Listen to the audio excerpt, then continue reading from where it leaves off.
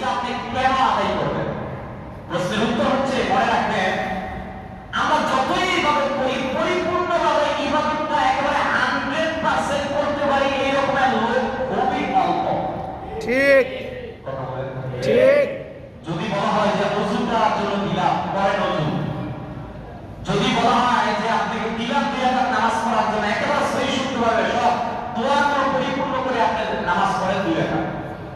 আমরা অনেকেই কিন্তু পরিপূর্ণভাবে তা শেষ পর্যন্ত যেতে পারবো না। শিখিও না কেন? কি বলবে? উনি কি বলবে? উনি কি বলবে? এই উনি কি বলবে এই লজ্জার কারণে এখন আমার 60 বছরে এখন আমি সূরা ফাতিহাটা শরীর শুদ্ধভাবে পড়তেই জানি না। আমি কি ভুল কিছু বললাম? না। সবার ক্ষেত্রে নয়, কিছু কিছু মানুষ এই লজ্জার কারণে।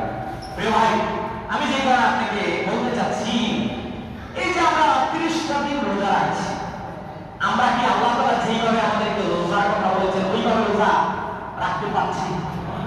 রোজার মধ্যে অনেক গীবত হচ্ছে, পরনিন্দা হচ্ছে, শেখায়ত হচ্ছে। আর এখন পরনিন্দা গীবত করা আমাদের জন্য সহজ, যেহেতু আমরা প্রত্যেকেই সোশ্যাল মিডিয়ার উপর নির্ভরশীল।